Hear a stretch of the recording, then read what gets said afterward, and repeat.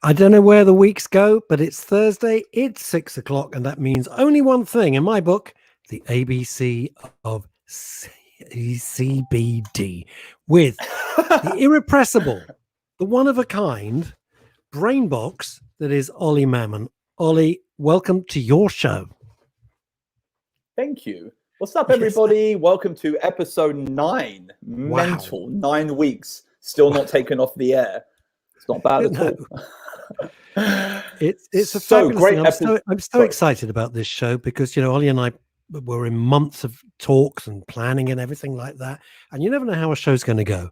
And it's proved to be one of the most popular shows on Men's radio station. And I'm thrilled because it's groundbreaking stuff. And Ollie is an absolute joy. I'm always, every week I learn stuff. Every week I'm amazed. And it's just a rocket ride. And it's a joy. So, Ollie, back to you. Yeah, we're getting incredible traction. So thank you to everyone who's tuned in over the last 2.5 months. It's really been incredible seeing you on a weekly basis. Hopefully you've learned a little bit of something from me. You know, I've had a lot of interaction with you guys, you know, post-show. And fact of the matter is I've learned some stuff from you guys too. So, you know, really, really excited to see you. Yeah, we might as well do that. Shall we get the little words from our sponsor out of the way and then we move on with the show? Absolutely so. So let's do that. Let's have a quick word from our sponsor, the Tincture Club. I'm sure you've heard before that good quality CBD needs to be really, really expensive. This is the new view of CBD, a product created by users for users, a product at an affordable price, available everywhere at any time at the simple click of a button. Just CBD and MCT oil, no additives, no preservatives, and no flavor enhancers. It's a simple subscription-based service, the cleanest possible CBD delivered to your door for the lowest possible price. Your product, your rights for the lowest possible price.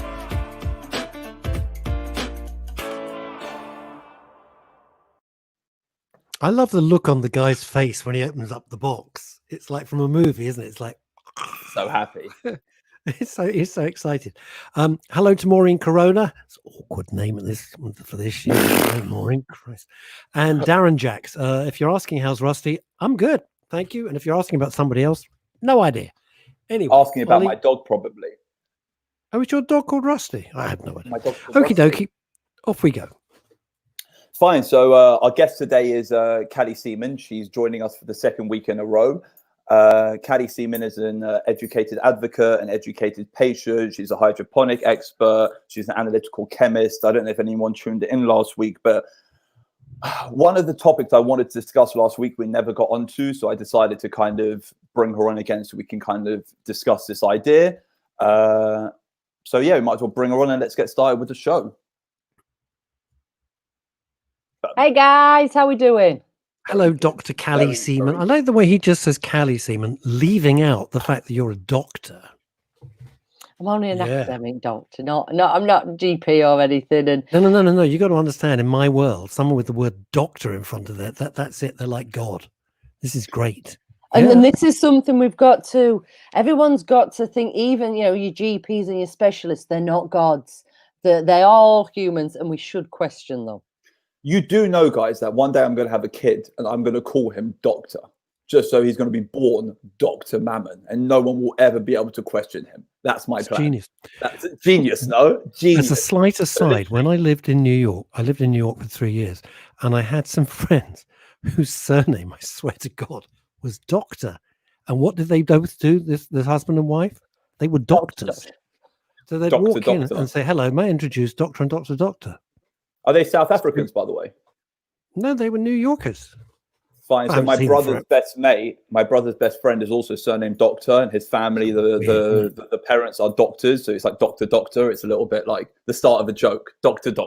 You know, it's brilliant. Funny time. Dr. Seaman, anyway, thank you so much for joining us again. You were fantastic last week. So I'm going to leave you and Ollie to get it on. But thank you for finding time. I know you're busy. So last week we had Dr. Callie Seaman on the show. She gave us an incredible breakdown about her life, her journey with epilepsy, her journey as an advocate, her journey as an educator, and basically this the life of Dr. Seaman. So we kind of got that sort of out the way. One thing which I really wanted to talk about was the little concept which me and the doctor were talking about previous to last week's show. And we were talking about the general UK cannabis market. So I actually gave a speech on this back in November, and it's a topic which is like this exact concept is actually very close to my heart. And I kind of, me and the doc, we kind of naturally got into this conversation. I just thought it would be she'll be a great linchpin to kind of bring into this conversation, considering she's had so much experience in the industry and so much experience across different parts of the industry, working in the hydroponic space, being a patient, being an advocate, and also the education she's taken upon herself to be able to educate others. So the topic I want to discuss is called the hidden knowledge. Okay. Now the hidden knowledge is like a little term I've coined. I like doing this. All right. The hidden knowledge refers to everything in the cannabis industry. So it refers to growing, genetics, cultivation, hydroponic knowledge. It refers to infusion. It refers to extraction. It refers to basically everything about the cannabis plant. Now, cannabis has been used as medicine for thousands of years, and there has been a UK cannabis market for probably 50 years and a UK medical cannabis market for probably like 25 years. Fathers making products for daughters, mothers making products for sons, brothers making products for each other, friends making products for friends. This market didn't start as a pharmaceutical market. It started as people looking for another option away from the pharmaceutical world. Now, over the last 25 years, so much knowledge has been accumulated and so much knowledge has been discovered in this industry, not only in the UK, around the world, but it's all happened in this black market. The problem is in today's world, if you walk into a convention or you walk into one of these new cannabis companies, these medicinal cannabis companies, or you walk into these, pharmaceutical medicinal cannabis companies, the chance of you finding someone who has roots in the black market is so slim. That means the knowledge which these towers are built on is not the same knowledge that has created our foundation. And this, I gave a 30-minute speech back in November, which was all about understanding where we've come from. And it's probably going to be the first time I'm getting a guest on the show where I'm probably going to talk more than them. But what I wanted Callie for is I wanted her to kind of be my backup on this, because I never, ever get pushed away on these ideas. But what I do get is I get a lot of people saying, but you're not from that industry. And I do believe that my logic is correct. And I believe that the way I see the market is correct. It's just, it's hard to sometimes, preach about something which you are not. So the basic concept is our UK medicinal cannabis market is made up of 4 different markets. So you have like the legal pharmaceutical market.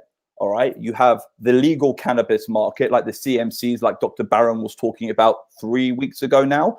All right. Where you can, you have these cannabis care clinics, and you have different clinics across the UK where you can go and get medicinal cannabis for certain ailments. All right. Under prescription, cost a fortune, but we'll move on to that. You then have the CBD market, and then you have the underground black market, the illicit cannabis market.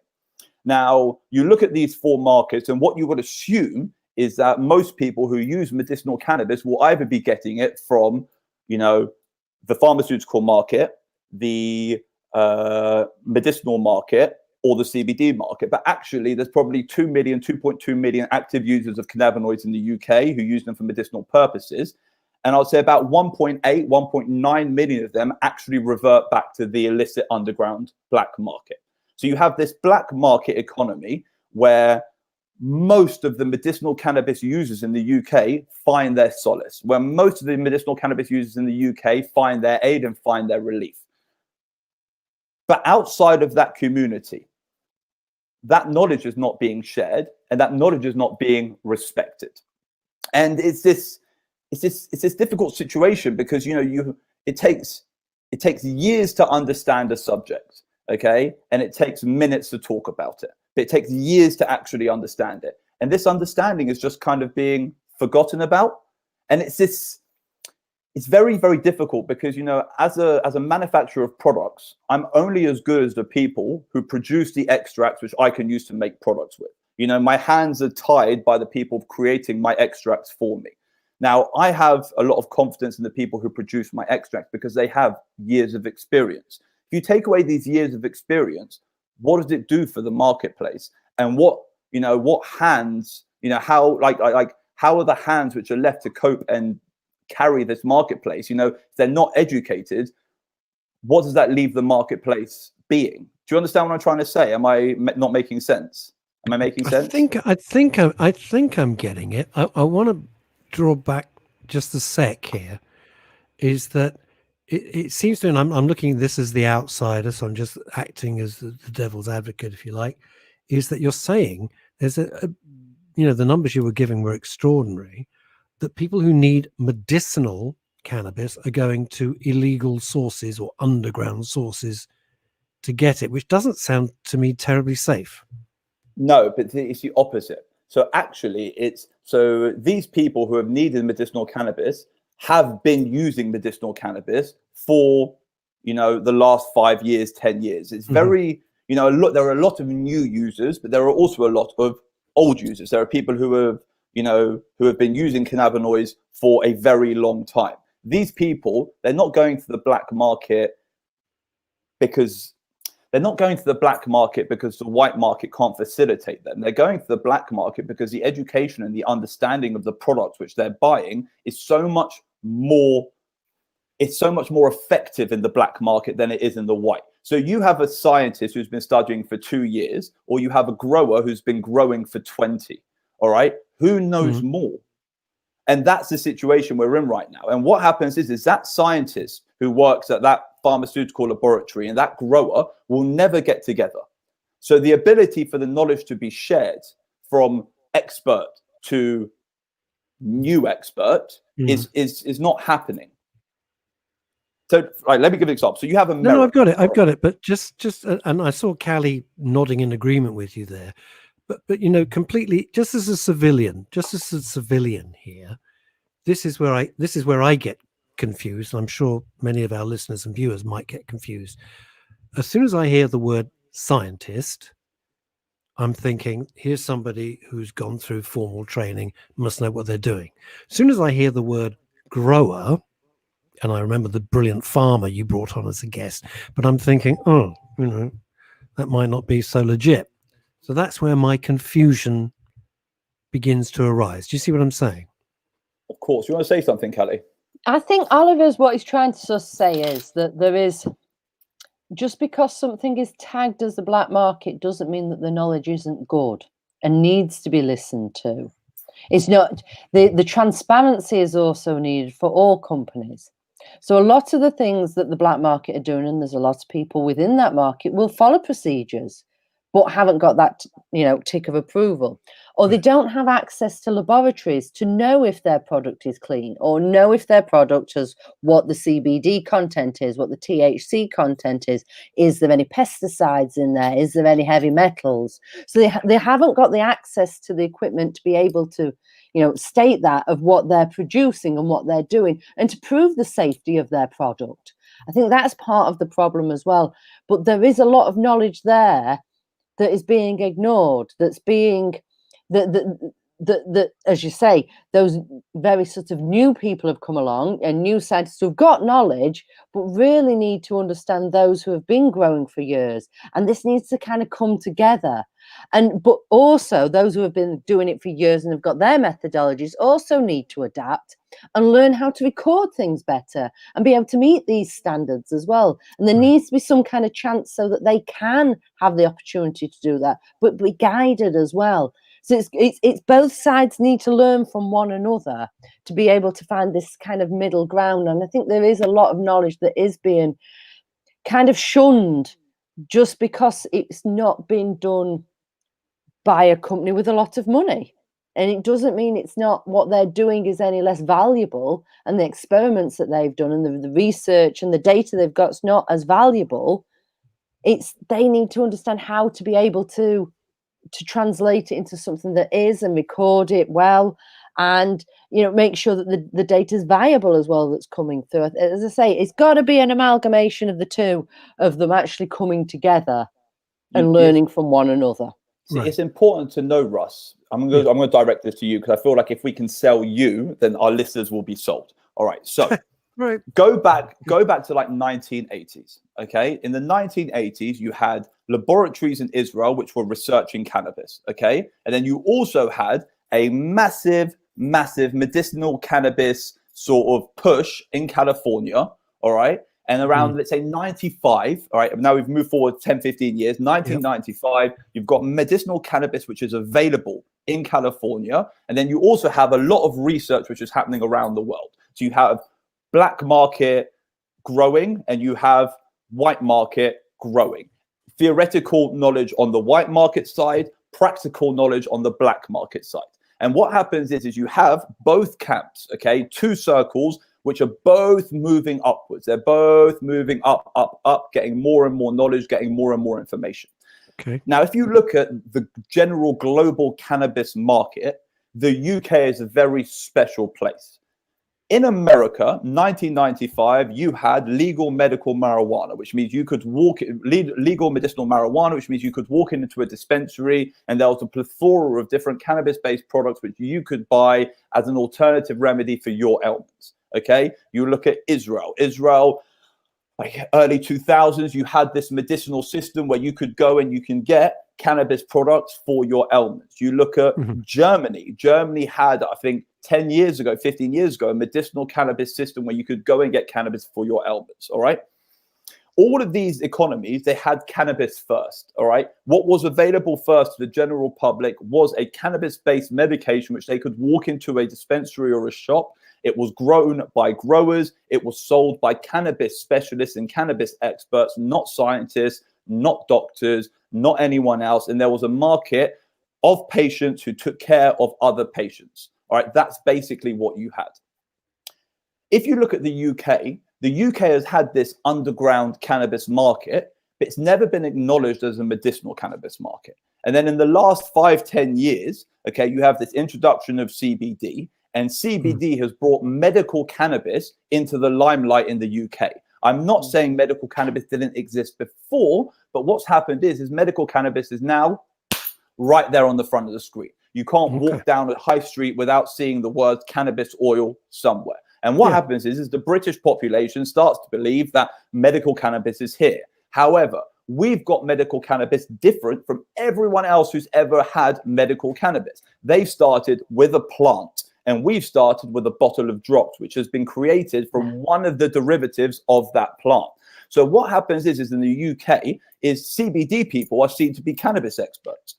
We're not cannabis experts. We're CBD experts. We are experts in business and we are experts in manufacturing CBD-based products. But when it comes to the actual cannabis plant, growing, cultivation, extraction, infusion, everything from that, the CBD market doesn't know anything. Now, from the CBD market, what's happened is like in terms of the individuals in the CBD market have taken one step up, some of them, and they've created this cannabis care system. So you have these CMCs like Dr. Barron were talking about. Most people I know who have started these CMCs, they're not cannabis people, they're business people. So I've got a buddy of mine who's doing a farm on one of these isles outside of the UK. Jersey, Guernsey, Guernsey, one of them. It seems to be the big one at the moment, and I'm hearing that a lot. There's a big buzz there. Massive. Now, the thing is, these people are smart, and they are business people, and they get it. Their hearts are kind of in the right place, but they don't have any cannabis people. They haven't got a cannabis grower, a cannabis geneticist. They assume that they can buy it in. They can buy in the expertise. So what are they growing? Stop. So they're not growing anything yet. Let's say it's Jersey.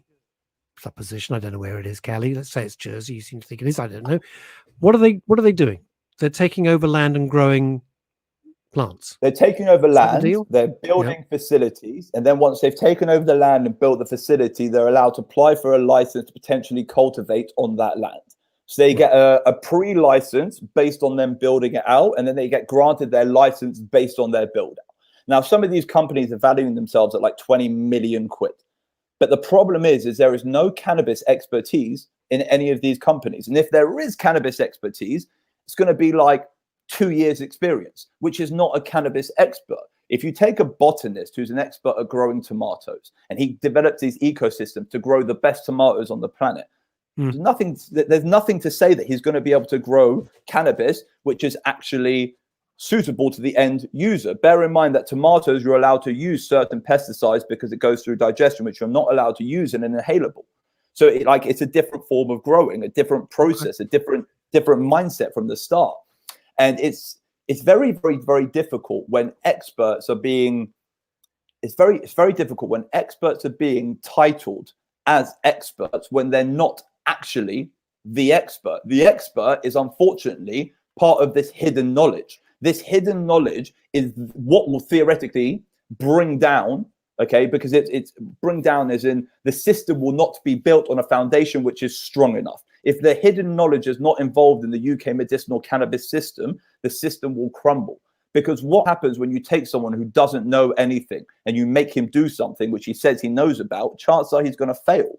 And when you're doing this on a mass scale for hundreds of thousands of patients, you're like kind of going all in with your chips. If it doesn't work, you're screwed. And so many people don't seem to get it through their minds that some of these growers have spent 20 years developing their strains, developing their cultivation methods, developing their growing methods, understanding why certain crossbreeds are good, but other crossbreeds are bad, understanding what parameters of their scientific environment they have to change in order to get the maximum out of their crop. And it's all specific. Now, I was speaking to this doctor just before I came on, and he was laughing. He's in America. He was laughing about this because he says, it's the biggest mistake they made in America. The biggest mistake they made in America was they let big business come in and they let they let the smarts disappear. Now, what happens is big business thinks they can own everything. So you go up to someone, you're like, I want to buy your brain, your genetics, your this, your that. So what happens is you have the knowledge, but the knowledge doesn't want to be owned by the company. The knowledge wants to be the knowledge. He wants to be, an owner of the company. So what happens is this company will turn around and say, no, I don't want to give you 10%. So what happens is for £25,000 a year, they end up hiring in someone who's not capable of doing what the knowledge can actually do. Do you understand what I mean? And it's I'm getting that. So one of our listeners, Gemma Stevens, is saying the Channel Islands is a tax haven, and they probably think they can make a quick buck. So what I was going to ask you is they grow, let's just say they go to the Channel Islands and they get a field and they grow loads of stuff. So Callie, what do they do then? Who are they selling it to? Well, it's usually exported. So a lot of things and a lot of what is grown here as well is exported, which is, it seems crazy. And every cannabis-based product that is on the legal market is imported. I don't think there is one that isn't imported. GW. The Sativex? Yeah. But that's the only one. That's Do you know one what the problem product. is? So you have GW Pharmaceuticals. GW Pharmaceuticals is the largest cannabis producer in the world. All right, that's what they are, largest cannabis producer in the world. They do not have any cannabis people who work at GW Pharmaceuticals. They've been around for years, but they don't have any cannabis people. Because the first thing anyone in cannabis would tell you, you don't mix cannabis and alcohol. And the only thing GW do is they mix cannabis and alcohol. It's like the first rule. I mean, my first trip to America, I was 12 years old. I'm sitting with one of my family friends who works in the industry. And he looks at me, he goes, one thing I tell you about cannabis, you never mix cannabis and alcohol. It was just like, it's like the first rule. It's like a standard rule. Why? Because, and again, wearing my punter's hat for both of you, just to be clear for our listeners, do you mean you don't have cannabis and a drink, or do you mean when you're making the process for your oils? When you're making the products. When you're making the product. So, okay, I just wanted that clarified. For example, Epidiolex is a CBD drop, and Epidiolex is an alcohol-based CBD drop. So they recently did a test on Epidiolex as the standard to see how CBD affects people and how generally it affects people, and they found that CBD can actually cause liver damage. But when you take a step back, you realize that you're using a 99.9% alcohol, which is not for human consumption, in a product. Of course, it's going to destroy your liver. I mean, if you just had the alcohol by itself and you were taking those doses over the course of a month, it would destroy your liver. It's the first thing we're told as kids is, do not drink anything over 50% or it can make you go blind, like don't drink that or make you go blind. Like don't drink moonshine, it makes you, don't drink moonshine, makes you go blind. Moonshine is only like 55. We're talking about something which is 100% or 99% alcohol. And it's like given to patients and it's given to kids. It doesn't make sense and no self-respecting cannabis person, all right, on the illegal side of the market would ever do that. They wouldn't give an alcohol tincture to a kid. Why? Because they've spent years crafting and refining their expertise to understand what's best for the end user. Once again, this started as fathers giving products to their daughters, like Cali, mothers giving products to their sons, brothers giving products to their brothers. It was an act of love. It was an act of trying to help someone you care about. So just on that point, because some of the people may not have watched last week, just in a few sentences, Dr. Seaman, if you'd be so kind, explain, you were having all of these fits and your dad kind of was the cavalry and came to your rescue at this point. Yeah, I was, when I was 15, had my first tonic-clonic seizure at school, and I was put on clonazepam very quickly. And it was not a very, I'd certainly changed a lot. My grades went down, I became quite subdued, and my dad was, way ahead of his time and decided that he always told me to continue, once I came off the clonazepam, is to continue using cannabis, not to drink, and continue to use that. And it was always just flour that would always supply for me, which it always kept my fits at bay. Until I was 35, and then decided to stop to clear my head so that I could finish my PhD off. And again, the fits started again. So it's been something I've done for a long time. And it's worked very well. Now, as I say, drinking, as you've just said about actually drinking alcohol, isn't a good idea, and is generally the reason why people have adverse effects. Mixing two kind of things like that, it's not going to have a good effect. Everybody that I've seen have a whitey has usually had something to drink, or they've had a lot to drink first and then decided, oh, I'll give that a go, and then they don't feel very well. For those that don't know what a whitey is, that's a feeling of where all your blood pressure drops, and all of the blood kind of feels like it's drained out of your face, and all you need to do is lie down. It's not a very nice feeling. It's probably one of the worst things of it. You're not going to die. It just doesn't. Eat a banana and some chocolate, you'll be fine. Yeah. Have a little bit of CBD, because that can counteract the THC that may have caused that. But go to sleep and you wake up and you're completely fine. But at the time, it can feel pretty horrible. But yeah, alcohol isn't a good thing to mix with it. It's very good for extracting it because of the properties of CBD being lipophilic. It's really good for getting it out. And if that's actually then distilled, so that's removed, the actual alcohol is removed, and that can be removed through, things like using vacuum ovens. It can be done. So you've got in what is known, what is actually seen as more shatter. And is more of your waxes and those kinds of things. And these are actually sort of a golden crumbly feel to them. And these are quite often used in dab rigs. So they're heated up or through vaporizing. But that could be then mixed again with carriers such as MCT. That's a really good sort of carrier with no taste to it whatsoever. It comes from basically from coconut oil. A number of different carriers can be used. Fats are always a good idea for that because they help with the uptake as well. But there's a lot of knowledge that that isn't been passed down, like through generations and old wives' tales. You know how we say that, there's an old wives' tale to using, like on a star, using gold and rubbing. Yes. And there's a lot of these old wives' tales. And I think at the time.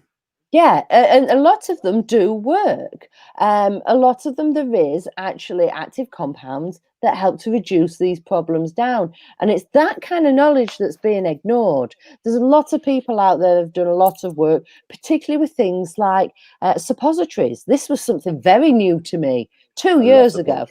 The idea of it, what a cannabis suppository. Fantastic. Yep, the fantastic for period pains, fantastic for targeted relief. By the way, it's getting them. suppositories you put in your bum It's a bit of an awkward one, but they're fantastic if anyone ever needs one. And what would you use them for? I dread to think. But go on. What would you use them for? I always say a suppository is great for targeting your CB2 receptors. So I don't know if you guys remember episode 2, we were talking about receptors and the different locations of receptors across your body. So you have CB1 receptors in your brain and central nervous system. You have CB2 receptors across your immune system and across your muscular system. Now, depending on like where your pain is, your pain will usually be closest to a receptor. So anxieties, mental pain, post-traumatic stress disorder are all going to be mental. So they're CB1 related. And then you've got things like sciatic pain, muscular pain, any form of prostate issues, etc., which are all going to be like located around your CB2 receptors, muscle issues, any things like that. So depending on the ailments you have, you want to kind of target your receptors in order to make sure you get the best effectiveness from your cannabinoid-based product. One thing which we found, they are illegal in the UK, CBD suppositories. Before we found out they were illegal, we actually had some fantastic responses from them. And we found that it's a great way of targeting in very high doses as well, specific receptors, which you won't actually be able to target. Like imagine you take a capsule, that capsule's got to pass through digestion and through everything, and it's constantly getting bombarded by your stomach acids and broken down and broken down and broken down until that little tiny bit gets through to where it needs to get to. Or you can use the suppository, you put it up your rectal passage, and you end up with relatively high bioavailability and quite high absorption. I make my suppositories out of coconut oil and cacao butter. They're completely natural. There's no parabens. There's no additives. There's no pharmaceutical ingredients. Why was it deemed that they had to be illegal in the UK? Because they're a medicinal device. You won't use a suppository. Basically, if a product's a medicinal device, then it's automatically a medicine. So no one will use a suppository for anything else except a medicinal device. You're not going to use a suppository for energy. You're not going to use a suppository for nourishment. You're not going to use a suppository. Isn't it? It just seems crazy that they That almost seems to come be up with terribly prescriptive, no pun intended, though.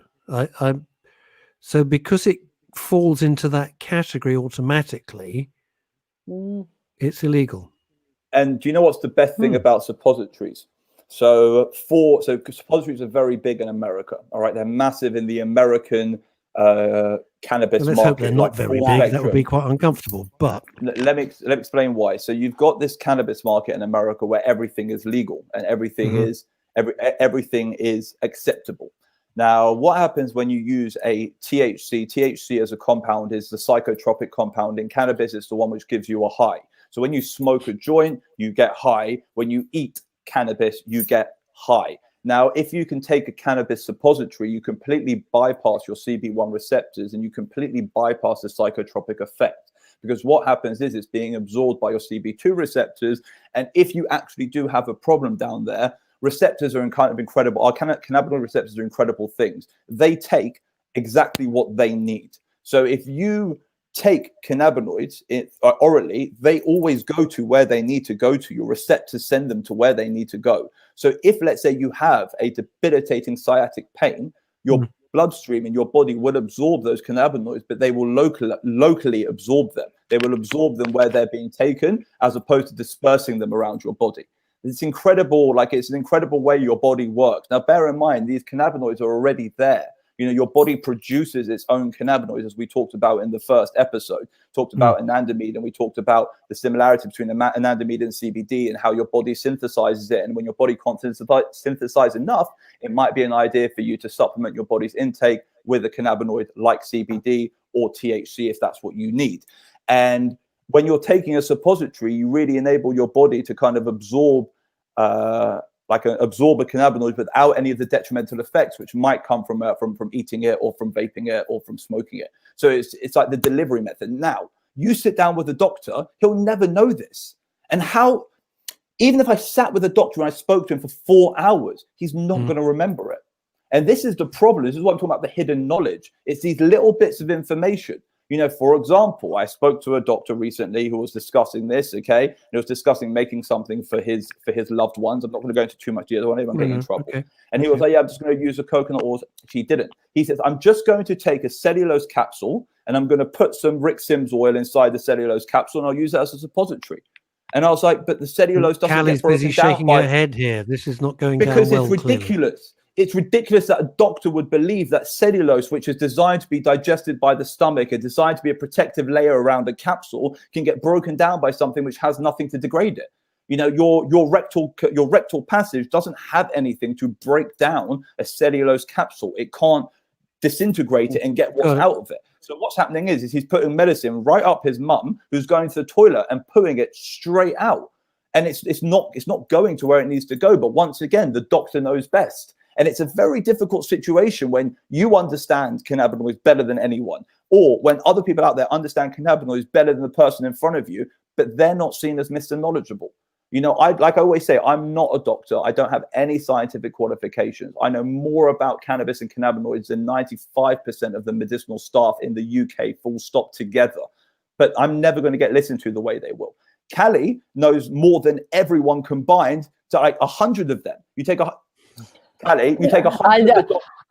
I acknowledge, but I mean, you've what you've spoke about there with the suppositories. A little bit of an over-exaggeration. I do apologize. I over-exaggerated a little bit, but there's I'm trying to prove a point here, guys. You know, sorry, Callie, go ahead.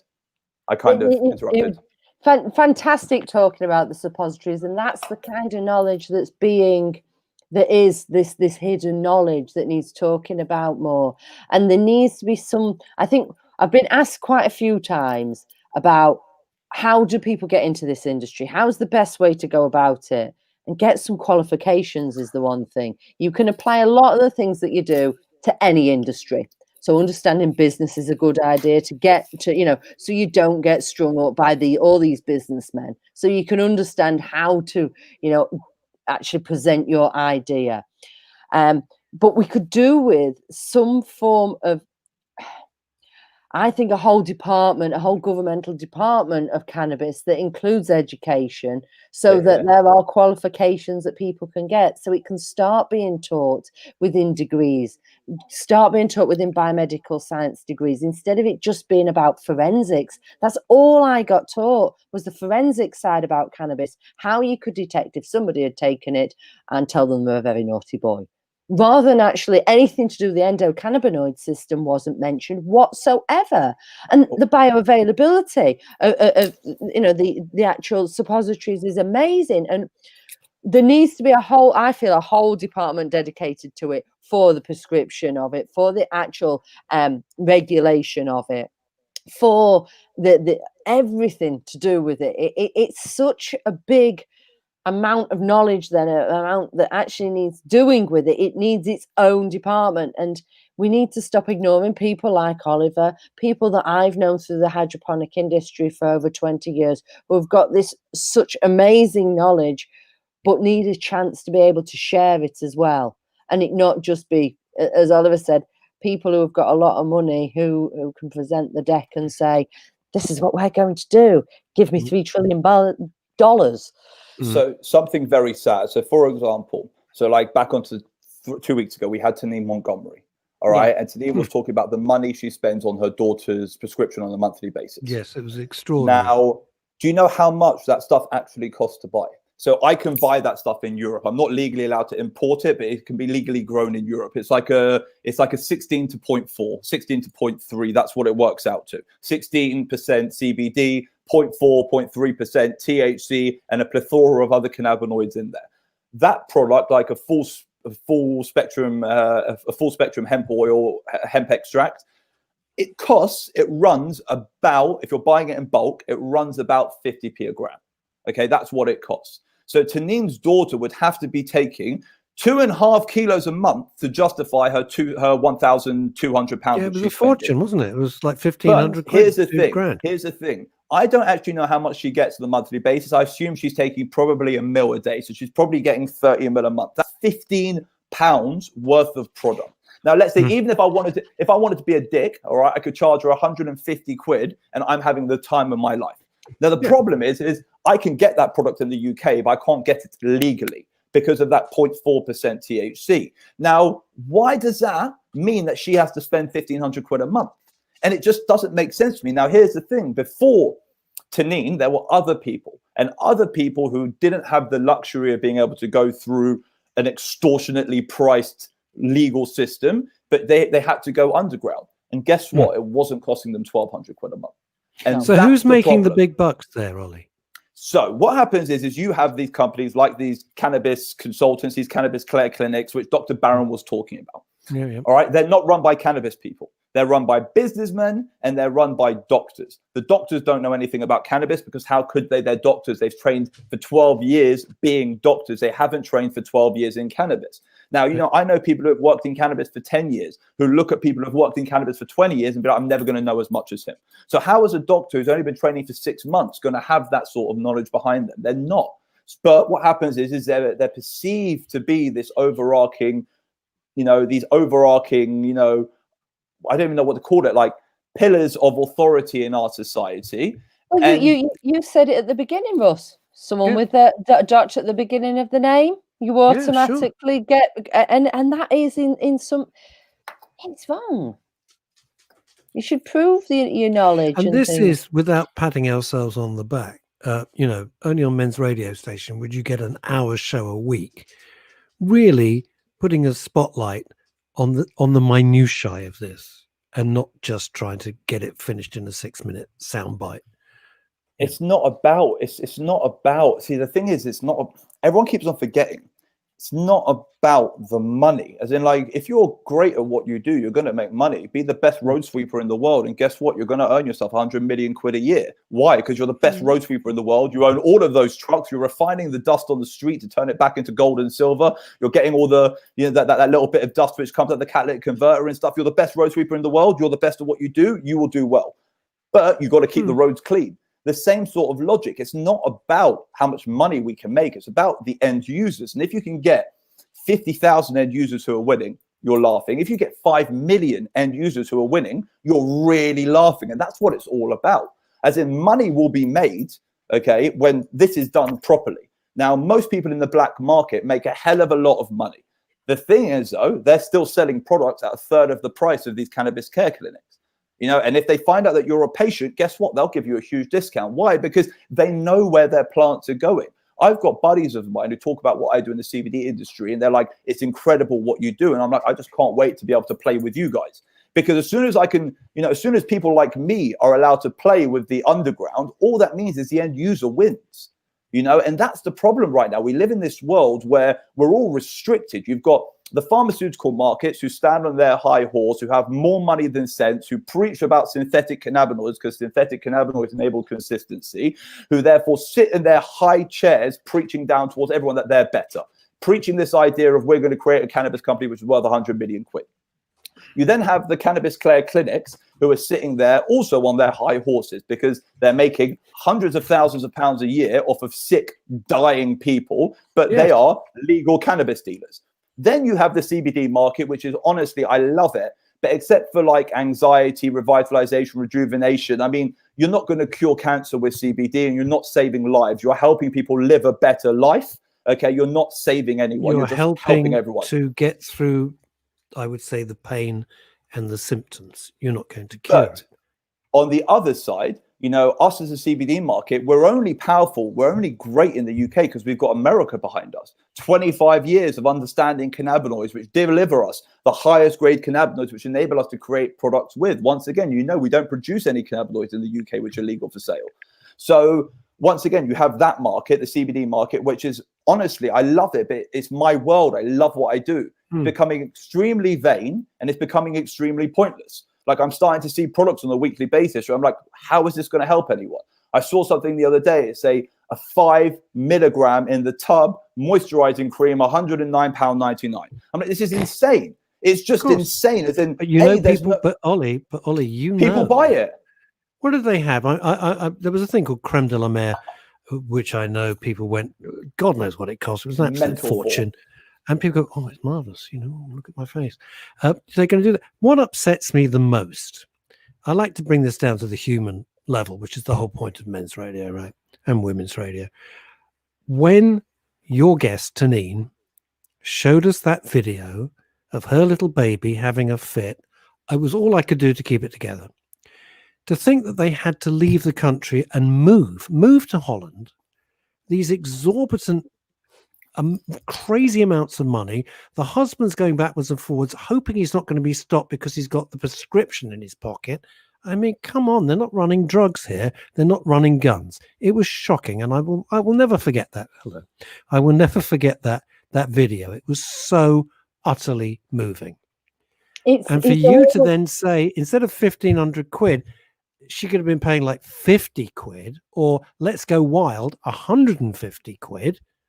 It's sad. Is shocking. Shocking. It's the layers that are involved in the industry. It's the number of layers. I've described this industry like an onion. Right. It's got so many layers, and you'll end up crying when you get to the bottom of it because you've had to spend that much money to get anywhere. Oh, I love you. I love you so much. You are so amazing. I love you. I love you. That's it. That's genius. It is, don't you think? And because of the import charges, and then there's another layer, and then the pharmacist has a layer, and it just goes on and on and on, and you just. Well, Callie, there's a comment and then the cannabis care clinics, because they cost so much to set up. Who knows what they're slapping on? Of course, they talk about it's all for the people. But fact of the matter is if I know a product costs 1 and I see it being sold for 50, I mean, how much for the people can they be? I mean, I'm for the people. I would charge 25. It's not for the people. There's a comment here from Gemma Stevens. It says Selfridges. Now, I can't say whether this is correct or not. I don't know, but it's coming in from one of our listeners and viewers. Selfridges are apparently selling 30 millilitres bottles of CBD for, wait for it, ladies and gentlemen, £3,500. So it's not a 30 mil. I know what she's talking about. She's talking about, so there's a bottle which they do in Selfridges, which is like a gold bottle or something. And it's something like a 60,000 milligram bottle. Okay. And they sell it for $3,500. But the 60,000 milligrams, I think it's in like 200 mil. So it's like a 30% tincture, but they sell it for extortionate amounts of money. But yeah, we've seen that too. We laugh about it all the time, Jem. Like literally, it's our giggle in the office. It's like, and people are paying that. It's insane. You see, you're giggling about it in the office, and yet it puts a horrible, to me, just wearing my punter's hat, as I say, it puts a horrible twist on this, doesn't it? It's terrible. It just feels it's outrageous. B, there's always idiots who will buy any old crap. We know that. And C, I'm not saying that product is, but it's like a mobile phone. You can go to Tesco and buy a mobile phone for 15, 30 quid, or you can go wander into Selfridges or Harrods and you can buy a mobile phone for $5,000. It does the same thing. But there's always people who's going to buy that stuff, but it doesn't help your cause. That's the point. The annoying thing is the tincture club is like 20 quid. 20 quid for 1,000 milligrams. So theoretically, $3,500 divided by 20 is 50, 150, 150, 160. That's right, isn't it? 160 units. You could buy 160 bottles of tincture club for the same price as that one drops. It's insane. It's insane. And the fact of the matter is, speaking of the tincture club, I do want to go back to Chrissy Holt. Chris has been making a lot of comments, but I'm not going to read them all, Chrissy, but bless you. She's coming in from Spain, by the way, on her farm. My CBD definitely works for sleep. I missed a night and woke up every 2 hours. I use CBD. I sleep all night. Awesome. What more do you want? And she hadn't used it before watching the show, and I said, look, for heaven's sake, get hold of Ollie. You two got together, and it's just marvelous. There's nothing better. She's awesome, man. There's nothing better than somebody saying, I'm going to try the product. Yes, it works. Personal recommendation is the best form. And Gemma Stevens is saying, unfortunately, too many are in it for the money, not because they care or have any knowledge or passion. So I'm going to be honest, Gemma. I don't know you, Gemma. I think possibly Ollie does. I don't know you, and I'm going to be absolutely upfront with this. I'm sorry. This is Ebony. She gets very enthusiastic about this show. By the way, she loves it. Nice. Yes, she likes it. And I'm going to say this. One of the things that I was talking to Ollie, which is why I had weeks and weeks of long discussions with Ollie. I didn't want some flim-flam merchant, a snake oil salesman, coming on to men's radio when we're doing the best that we can. And, it was only when I realized, after hours of discussion with Ollie, how passionate, how genuine, and he really wants to help, that I was thrilled to have him on board. But I wasn't going to get some snake oil salesman coming on and selling our listeners or exposing our listeners to garbage. And that was very important for me morally. No, I get that. I've never said that to you, but it's true. You know, I think you made the right choice. I don't think I'm a snake oil salesman. I try my hardest. You know what I'm saying. But Ollie, you know what I'm saying, because it's an area I know nothing about. And if you look at my market, okay, if you look at my market, the sad truth about my market is that majority of the people involved in it also aren't from the cannabis sector. So, you know, most people in our industry who are actually, you know, want to say making moves, they either come from the fast-paced consumer goods market, so, or they come from the vape liquid sector. So the problem is you've got vape liquid. So the vape liquid sector. Yep, got it. So what happens is the majority of the manufacturers in the UK, the people who were geared up to become CBD manufacturers, all right, were the vape people, and the people who were, you know, like people who, like I say, make fast-paced consumer goods, and people who I said people who are involved in the vape sector. And what happens is it means the foundation of our industry as well isn't about the quality of the product. And this is why I come on the show, and we're talking about this with Dr. Seaman about Facebook groups. We're talking about how many Facebook groups there are now for CBD, and how you'll read, like, one guy will make a comment, I'm not well, I need CBD. And you'll get 60 or 70 different things, buy this CBD or buy this CBD or buy this CBD or this CBD or cures my son's cancer. And you're just like these are not experts. These are not words of people you can trust. These are just salesmen. And it's really important. So that's why I did so much, you know, the first 2-3 episodes were all about understanding your product, drop tectonic, knowing what's actually in your bottle, reading a certificate of analysis, knowing what a percentage breaks down to a milligram, and understanding, being able to see if something doesn't make sense, the chances are it's not right. You know, and that's what I wanted to do. I want you guys to be able to go out there strong and buy products which are right for you. The Tincture Club's a great product, but it might not be for you. You might need something either stronger or weaker. You might need something, you know, a bit more personalized to you. You might need THC. I can't be the one telling you what you need, but you as an individual need to understand your product, understand where it's come from, trust where it's come from, and believe in what you're actually taking, and know that if that supplier ever disappeared, you know what you're taking, you could go and find it again. That's what this is all about. And unfortunately, this only happens with knowledge.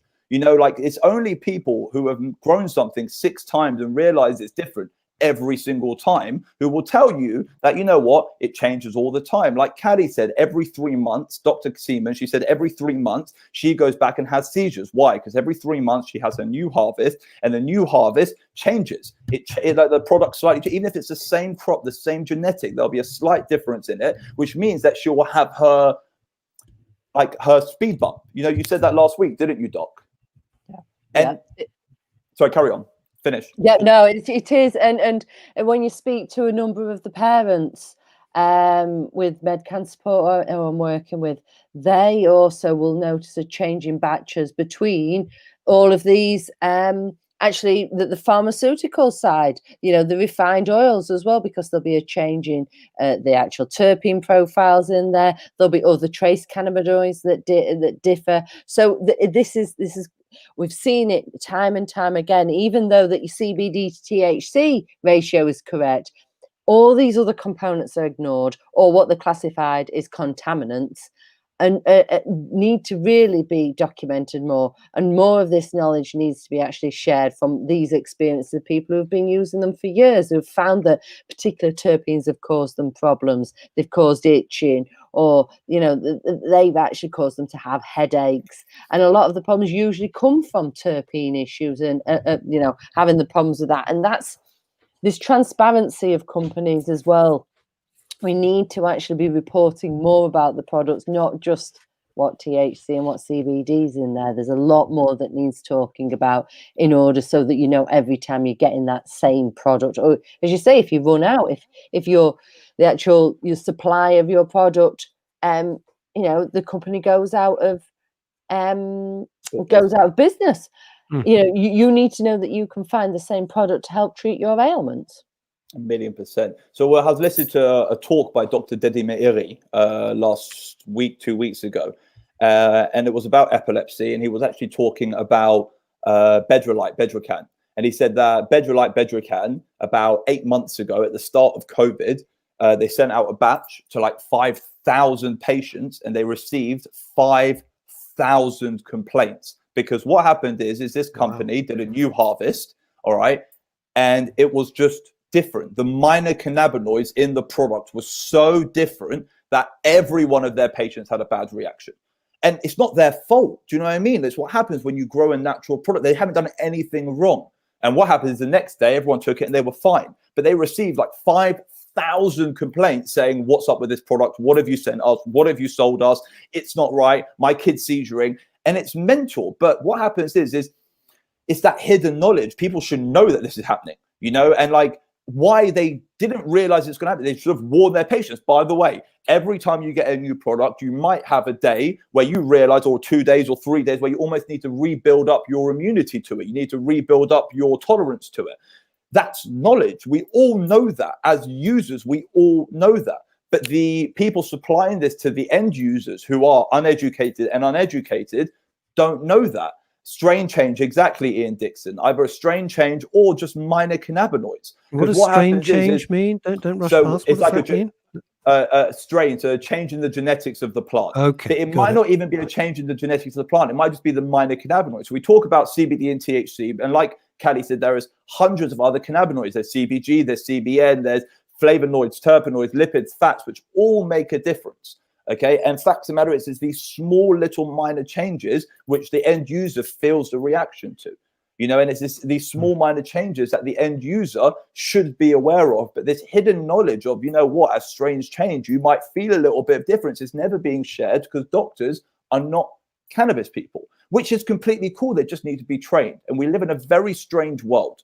We live in a very, very, very strange world where, unfortunately, doctors need to be trained by cannabis experts, all right? But unfortunately, these cannabis experts, all right, the knowledge they hold is not qualified knowledge, but they are the qualified people. So how do we make people who are not stamped qualified appear to be qualified? Because fact of the matter is 500 years ago, 600 years ago, if you were a genius, you were a genius. You didn't need university degrees to show that you're a genius, okay? But now you do. So it doesn't make sense. You know, you go back 5,000 years ago, go to tribal land, all right? The person who was the smartest man in the village didn't have a qualification. He was just the smartest man in the village. He knew his shit, all right? And it's the same thing. We live in a world where people know their stuff. They are the smartest person in the village. They're not being listened to. And it's going to destroy the end users. Not everyone's got a Callie's dad. Not everyone's like Callie, who's got her dad to teach her and guide her. Not everyone's like me, who have people like Callie to teach them and guide them. You know, I learn something new of absolutely everyone I speak to. Why? Because I want to be an expert, and an expert never stops learning. Doctors can't just come into the room. You can't just learn about cannabis. It's a constantly changing, adapting story, and every individual is different, and every story is personal. And it's so hard to get that across to the hierarchy at B. You know, the powers at play, that overarching sort of governing board across our society, which makes all of our decisions for us. And that knowledge is so powerful. But Ollie, more than that, if the actual cost is 50 quid and you can bang it out for 1,500 quid, there's going to be huge resistance to people who are making that enormous profit. But guess what happens when you stamp a piece of paper? It's that whole idea of they believe they're getting something better. Because of course they do. No, I get that. I totally get that. But they won't want, you know, to give another example, we could have had electric cars 30 years ago. Yeah. Could have had them 40 years ago. You could have had hydrogen cars 20 years ago. Fuel cell. Have you heard about these? The fuel cell car was first invented in like 1945. I was watching this documentary about it. And this idea of like a hydrogen fuel cell existed back in the, like years ago. It's incredible stuff, you know. Of course. Yeah, I mean, you know, I'm a devout Petrite. Let me just ask you, we're winding. Oh, no, we're not. I haven't got time for my question. That was a quick hour. Dr. Callie Seaman, first of all, I want to say thank you so much for joining us again. No problem. Really appreciate it. I'm sorry for talking so much today. No, it's passionate. This is what it's all about. I'm not apologizing to you, Ross. And you know what? Callie's been nodding way there. So whatever you're saying is clearly it's clearly resonating. Thank you, sir. And you're just quickly before we wind up and end the show, Kelly, you're well? You're okay? Everything good? Yeah. Oh, yeah. It's yeah. We're all good. Well, that's all I need to know. That's all I need to know. I can't help. I bring everything down to a personal level. Gemma Stevens, love tonight. Thanks, guys. Gemma, thanks for watching and listening. Ollie, as ever, you are an amazing force of nature. Thanks to Sinner. See you next week. Bye, everybody. God Stay bless safe. you guys. Thank you so much. Bye.